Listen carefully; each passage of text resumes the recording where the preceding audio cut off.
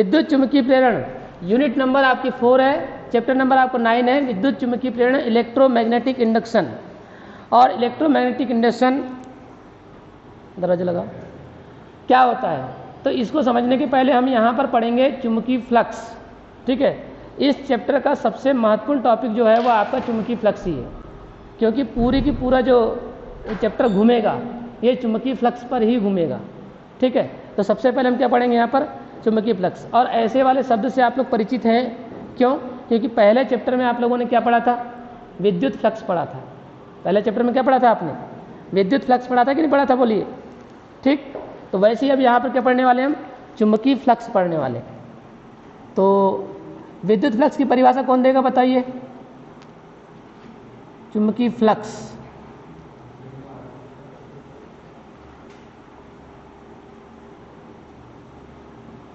Magnetic flux, चुम्बकीय flux क्या होगी परिभाषा, बोलिए। विद्युत फ्लक्स की परिभाषा बताइए पहले। इसके पहले आप लोगों ने विद्युत फ्लक्स पढ़ा है ना, तो विद्युत फ्लक्स की परिभाषा बताइए।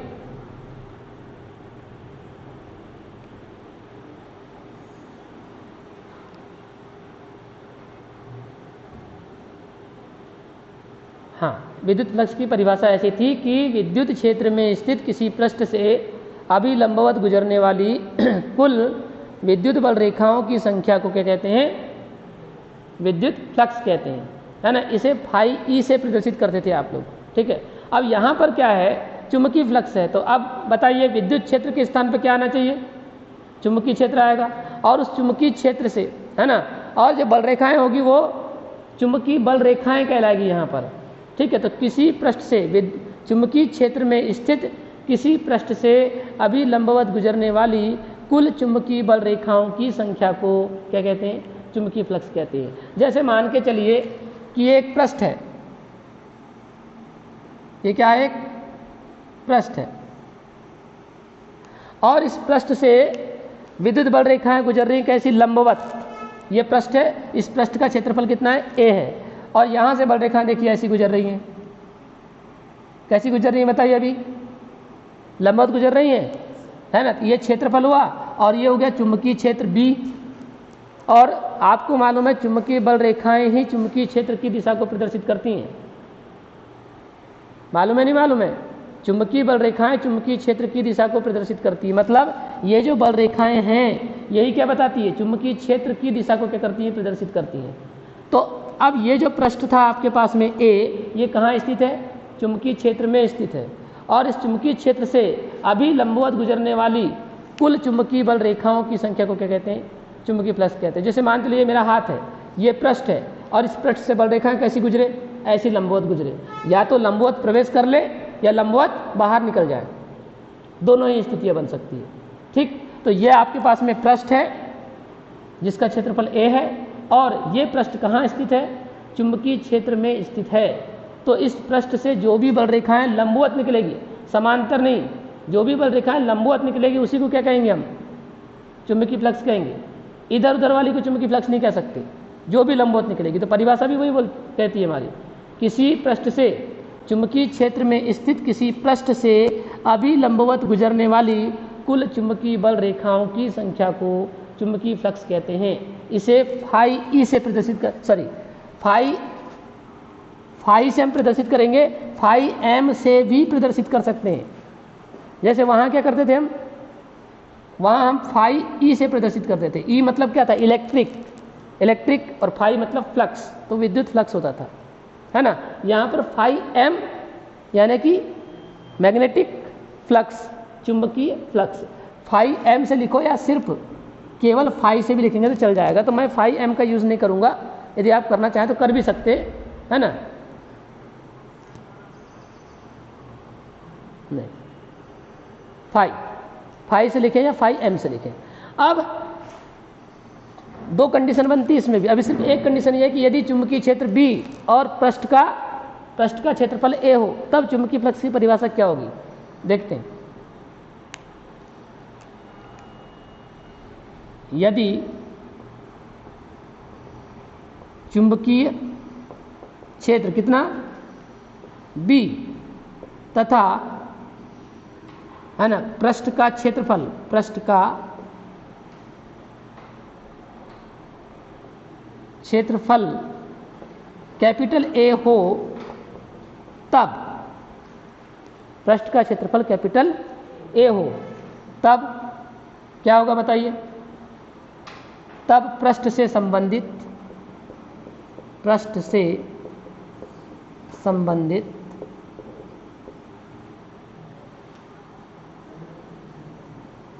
चुंबकीय फ्लक्स का सूत्र हो जाता है phi is equal to B A. अब ये बी ए सूत्र कहाँ से आया ये भी बता देते हैं। आपके पास में phi E is equal to क्या हुआ करता था? ई डी एस, याद करो, ई डी एस होता था कि नहीं? ई डी एस या ई डी एस कॉस थीटा लिखते थे आप। तो बताइए ई क्या है? विद्युत क्षेत्र है, तो हमारे पास में बी क्या है? चुंबकीय क्षेत्र है। और डी एस क्या था? ये भी क्षेत्रफल ही था, सूक्ष्म पृष्ठ द्वारा बना क्षेत्रफल था डी एस। अब हमारे पास में क्या है?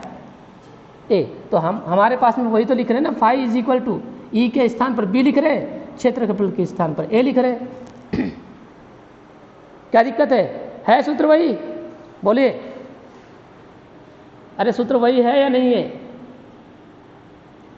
है phi is equal to E D S cos theta. आगे जाकर phi is equal to B A cos theta भी बनने वाला है, अभी कब बनेगा बताता हूँ। लेकिन अभी पहला सूत्र देखिए, ई डी एस होता था, ई मतलब विद्युत क्षेत्र, डी एस मतलब क्षेत्रफल। अब यहाँ पर क्या है?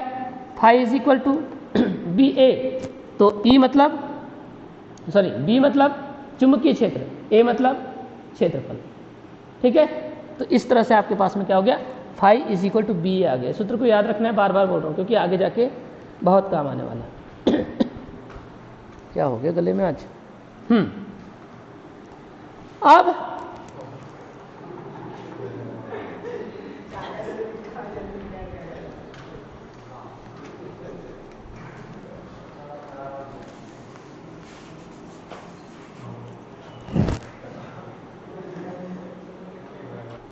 क्लियर है ना?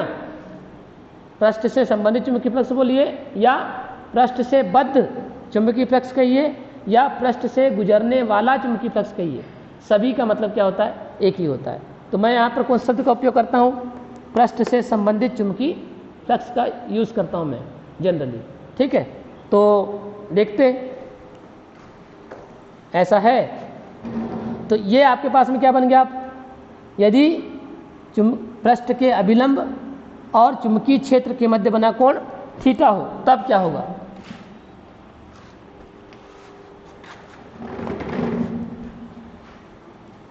यदि, यानी कि ये जो हमने लिखा है ये किस चित्र के लिखा है? ये हमने जो लिखा है किसके लिखा है? ये पहले वाले डायग्राम के लिए लिखा है ना।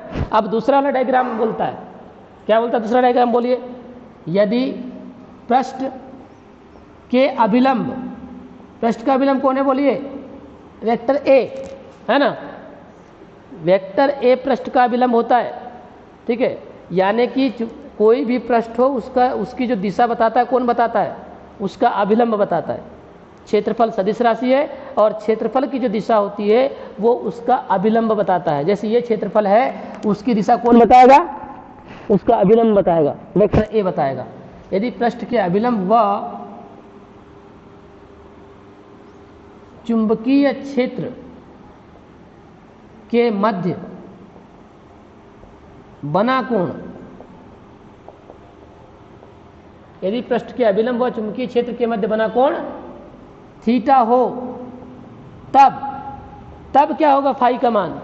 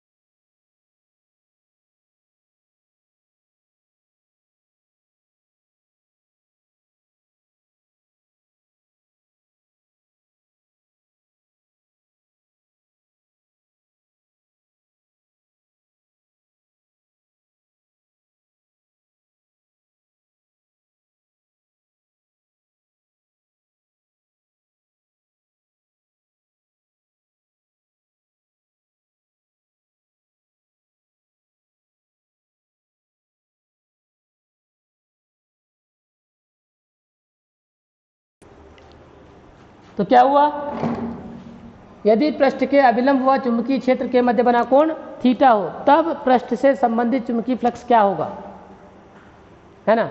तो देखिए फाई इज इक्वल टू, वहां क्या होता था बताइए, ई डी एस कॉस थीटा होता था कि नहीं होता था, याद आ रहा है। हाँ, तो यहां पर क्या होगा, phi is equal to B A cos theta हो जाएगा, समझ गए, बी ए कॉस थीटा। तो जब कोण नहीं बनाया तो phi is equal to B A, और जब कोण बनाया तो phi is equal to B A cos theta.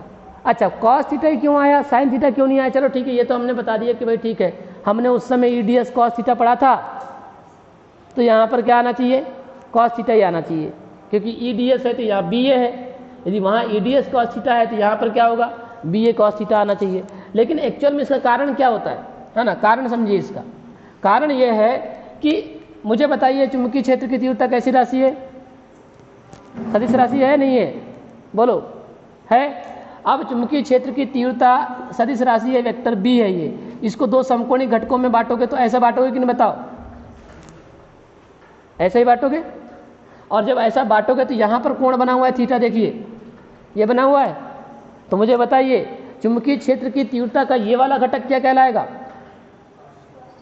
Cos theta कहलाएगा। तो ये क्या कहलाएगा, बी कॉस थीटा हो गया, और ये वाला क्या कहलाएगा, बी साइन थीटा हो गया। क्लियर है सबको बात, बोलिए, होगा क्या ना। ये चुंबकीय क्षेत्र है, ये चुंबकीय क्षेत्र है, चुंबकीय क्षेत्र को दो घटकों में क्या कर दिया आपने, बांट दिया। चुंबकीय क्षेत्र की तीव्रता कैसी राशि है, सदिश राशि है, उसको दो समकोणी घटकों में बांटेंगे ही बांटेंगे हम, और बांटेंगे तो एक घटक कॉस होगा, एक घटक साइन होगा, और आपको मालूम है जिस ओर कॉस होता थीटा है उस ओर वाला घटक क्या होता है, कॉस होता है। तो ये थीटा है तो इस ओर वाला घटक क्या होगा, कॉस थीटा। यहाँ थीटा नहीं है तो ये वाला घटक क्या होगा, साइन होगा। अब मुझे बताइए चुंबकीय फ्लक्स में हमारे लिए कौन सा घटक काम का है, ये लंबवत वाला कि क्षैतिज वाला, लंबवत वाला। क्यों क्यों क्यों लंबवत वाला हमारे काम का है, बताओ। नहीं, परिभाषा क्या बोलती है, परिभाषा चुंबकीय, हाँ, अभी लंबवत गुजरने वाली चुंबकीय बल रेखाओं की संख्या को क्या कहते हैं, चुंबकीय फ्लक्स कहते हैं। तो जो बल रेखाएं पृष्ठ के लंबवत गुजरती हैं उनको चुंबकीय फ्लक्स कहेंगे ना हम। ये तो मुझे बताइए, हमारे पास में दो दिशाएं हैं, एक ये दिशा है और एक ये दिशा है। तो इस दिशा में तो चुंबकीय बल रेखाएं कैसी हो जाएगी, पृष्ठ के समांतर हो जाएगी, लेकिन इस दिशा में चुंबकीय बल रेखाएं क्या होगी, पृष्ठ के लंबवत होगी। और हमारी परिभाषा बोलती है कि बल रेखाएं कौन सी लेंगे, जो पृष्ठ के लंबवत गुजरे। तो कौन से घटक के कारण पृष्ठ के लंबवत गुजरेगी बल रेखाएं, कॉस वाले के कारण गुजरेगी, साइन वाले के कारण नहीं गुजरेगी। बात समझ में आ रही है, बोलिए भाई। चुंबकीय फ्लक्स की जो परिभाषा है वो क्या कहती है, पृष्ठ से गुजरने वाली बल रेखाएं कैसी होनी चाहिए, लंबवत होनी चाहिए, और उन लंबवत गुजरने वाली बल रेखाओं की संख्या को ही क्या कहते हैं हम, चुंबकीय फ्लक्स कहते हैं, परिभाषा है हमारी। तो हमारे पास में चुंबकीय क्षेत्र, चूंकि पहली बार में तो पृष्ठ के लंबवत गुजर रहा था तो कोई दिक्कत ही नहीं हुई, लेकिन अभी पृष्ठ के लंबवत गुजर रहा है क्या, नहीं, थीटा कोण बनाते हुए गुजर रहा है। तो हमने उसके कितने घटक लिए, दो घटक लिए, एक लंबवत वाला, एक क्षैतिज वाला। और हमारे लिए क्षैतिज कोई काम का नहीं है, क्योंकि इस दिशा में जो बल रेखाएं गुजरेगी उनको हम चुंबकीय फ्लक्स नहीं कहते हैं। हम चुंबकीय फ्लक्स किसको कहते हैं, जो पृष्ठ के कैसे गुजरे, लंबवत गुजरे, तो उन बल रेखाओं को क्या कहते हैं, हम चुंबकीय फ्लक्स कहते हैं, ठीक है ना। तो हमारे लिए कौन सा घटक काम का होगा, कॉस के साइन, कॉस काम का होगा। और जब कॉस काम का होगा तो यहां पर हम कॉस लिखेंगे कि साइन लिखेंगे, यानी अब वो जो बी है ना, वो बी नहीं रहा, बी कॉस थीटा हो गया, और ये बी कॉस थीटा जब हो गया तो बी ए कॉस थीटा बन जाएगा। क्लियर हो गई बात सबको, अब क्यों आया और क्यों घटक लिए, और दोनों स्थिति समझ में आ गई। जब कोई कोण नहीं बनेगा तो फाई बराबर बी ए, और जब कोण बना रहेगा तो फाई बराबर B A cos theta. Clear that, yes और नो, यस। चलो अब जाना ही नहीं है। अब इसकी कंडीशन भी है, कंडीशन नंबर फर्स्ट, जब पृष्ठ चुंबकीय क्षेत्र के समांतर हो। यहां पर भी कॉन्सेप्ट है, अभी देखेंगे आप। जब पृष्ठ कंडीशन नंबर फर्स्ट,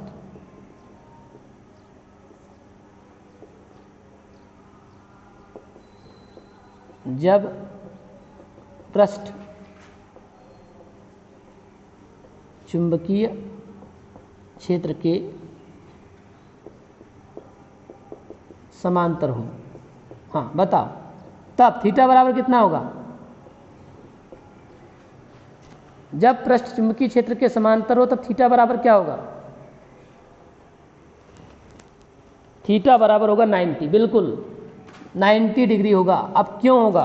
क्योंकि जब भी हम समांतर लिखते हैं, कार्डबोर्ड, जब भी हम समांतर लिखते हैं, कोई भी कार्डबोर्ड दे दो, जब भी हम समांतर लिखते हैं तो समांतर वाली कंडीशन में थीटा इज इक्वल टू 0 लिखते हैं। लेकिन यहां पर हमने 90 क्यों लिखा है ना? और 90 किसने बोला? 90 किसने कहा? 90 देखो 90 होगा, घबराने की जरूरत नहीं है, 90 होगा। क्यों होगा 90? उसका कारण है, हमने क्या लिखा है?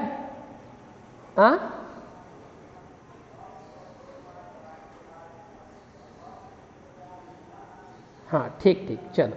हाँ अब देखो क्या लिखा गया, जब पृष्ठ चुंबकीय क्षेत्र के समांतर हो। तो मुझे बताइए, ये पृष्ठ है, दिख रहा है?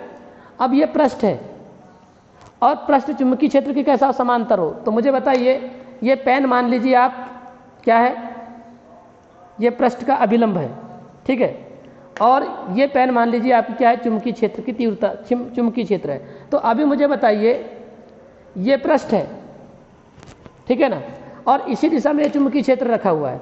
तो मुझे बताइए पृष्ठ का अभिलंब कितना हुआ? ये हुआ ना पृष्ठ का अभिलंब, मैंने क्या बोला था अभी? ये पृष्ठ है, इस पृष्ठ, और लिखा क्या गया, जब पृष्ठ चुंबकीय क्षेत्र के समांतर हो, मतलब ये पृष्ठ हुआ और ये चुंबकीय क्षेत्र हो गया, ठीक। तो दोनों कैसे हो गए? समांतर हो गए। लेकिन कोण कौन बनाता है? कोण कौन बनाता है बताइए?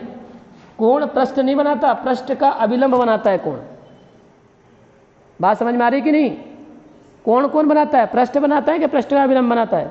पृष्ठ का अभिलंब कोण बनाता है, ये लिखा है पृष्ठ के अभिलंब, है ना। तो जब कोण पृष्ठ का अभिलंब बनाता है तो मुझे बताइए, ये जो है ये चुंबकीय क्षेत्र है और ये पृष्ठ का क्या हो गया? अभिलंब हो गया। तो मुझे बताइए पृष्ठ के अभिलंब और चुंबकीय क्षेत्र के बीच कितना कोण बना? 90 डिग्री। बात समझ में आ गई? अब तो लिखे जरूर है हमने पृष्ठ चुंबकीय क्षेत्र के समांतर है, तो सही में तो ये तो है पृष्ठ चुंबकीय क्षेत्र के समांतर, लेकिन कोण पृष्ठ नहीं बनाता है, पृष्ठ का अभिलंब बनाता है। इसलिए अब देखिए चुंबकीय क्षेत्र और ये पृष्ठ का अभिलंब, इनके बीच कोण कितना बन गया? 90 डिग्री बन गया। बात समझ में आ गई सबके? इसलिए हमने क्या लिखा है? क्या लिखा? 90 डिग्री लिखा है। और अगर ऐसा है तो फाई इज इक्वल टू हो जाएगा बी ए कॉस 90, और कॉस 90 का मान क्या होता है? 0। तो फाई इज इक्वल टू, तो फाई इज इक्वल टू कितना हो गया? 0 हो गया। और 0 ही आना चाहिए। क्यों आना चाहिए 0? क्यों आना चाहिए 0? भाई उसका कारण है ना, आपकी ये पृष्ठ है और ये चुंबकीय क्षेत्र है, तो बल रेखाएं किधर जा रही होंगी बताएं? बल रेखाएं कैसी जा रही हैं? ऐसी जा रही है ना बल रेखाएं। तो ये पृष्ठ के अभिलंब है कि समांतर है? समांतर है। समांतर वाली को बल रेखाएं बोलते हैं कि हम नहीं बोलते? हम बोलते हैं लंबवत वाली बल रेखाओं को चुंबकीय फ्लक्स कहते हैं, ठीक है ना। और यहाँ पर चूंकि ये चुंबकीय क्षेत्र पृष्ठ के समांतर है तो बल रेखाएं तो ऐसी गुजर रही हैं, यानी पृष्ठ के समांतर जा रही हैं, और पृष्ठ के समांतर वाली को चुंबकीय बल रेखाएं नहीं कहते हैं। इसलिए फाई का मान कितना आया है? 0 आया है। समझ में आ गया सबको? अब इसी को देखो, दूसरा कंडीशन नंबर सेकेंड, जब चुंबकीय क्षेत्र कैसा हो? पृष्ठ के लंबवत हो। अब लंबवत हो तब बताओ थीटा इज इक्वल टू कितना होगा? अब यहाँ 0 डिग्री हो जाएगा। 0 क्यों होगा वो इसको भी देखिए। ये देखिए, अब ये पृष्ठ है ये पृष्ठ, ठीक। अब ये पृष्ठ कैसा है? पृष्ठ चुंबकीय क्षेत्र पृष्ठ के लंबवत। तो चुंबकीय क्षेत्र ये हो गया पृष्ठ, चुंबकीय क्षेत्र पृष्ठ के लंबवत हो गया। पृष्ठ के लंबवत हुआ कि नहीं हुआ? और अब देखिए, और आपको मालूम है अभिलंब भी कैसा है? पृष्ठ के लंबवत। तो ये दोनों कैसे हो गए दूसरे के, बोलिए। यानी कि ये पृष्ठ है, ये पृष्ठ का अभिलंब है ना, ये पृष्ठ का क्या है, अभिलंब है, सॉरी अभिलंब नहीं, चुंबकीय क्षेत्र है। जब चुंबकीय क्षेत्र पृष्ठ के लंबवत हो तो ये पृष्ठ उसका अभिलंब लंबवत, ठीक। और पृष्ठ का अभिलंब ये रहा, वो तो अभिलंब भी रहेगा। तो अब मुझे बताइए चुंबकीय क्षेत्र और ये अभिलंब दोनों कैसे हो गए दूसरे के, समांतर हो गए, तो इनके बीच में कोण कितना बनेगा, बनेगा 0, इसलिए आ गया यहाँ पर 0। समझ गए आप? चल, ये हो गया आपके पास में थीटा इज इक्वल टू 0, और यदि ऐसा आ गया तो फाई इज इक्वल टू आ गया आपके पास में BA cos 0, और cos 0 का मान 1 होता है, तो फाई इज इक्वल टू क्या आ जाएगा, BA आ जाएगा, और BA क्या हो जाएगा आपका मैक्सिमम हो जाएगा, और होना भी चाहिए। क्यों?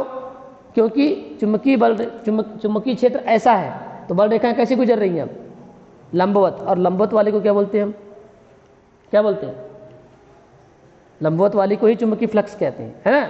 लंबवत गुजरने वाली चुंबकीय बल रेखाओं को क्या कहते हैं हम, चुंबकीय फ्लक्स कहते हैं, ठीक है। अब इसके मात्रक के बारे में थोड़ा चर्चा कर ले। चुंबकीय फ्लक्स का मात्रक क्या होता है, बोलिए, मात्रक। तो एसआई मात्रक जो होता है ना, एसआई मात्रक जो होता है वो होता है वेबर, नाम सुने थे इसका, हाँ, तो ये जो वेबर यही है, ठीक है। चुंबकीय फ्लक्स का एसआई मात्रक क्या होता है, वेबर होता है। और सीजीएस मात्रक जो होता है वो होता है आपका मैक्सवेल, क्या होता है, मैक्सवेल, ये। और 1 वेबर बराबर 10⁸ मैक्सवेल होता है। 1 weber is equal to 10⁸ maxwell, ये, ठीक है। थोड़ा सा याद रहेगा, चुंबकीय फ्लक्स का एसआई मात्रक वेबर, सीजीएस मात्रक मैक्सवेल, और 1 वेबर इज इक्वल टू 10⁸ है ना, मैक्सवेल, ठीक। तो ये हो गया आपका चुंबकीय फ्लक्स।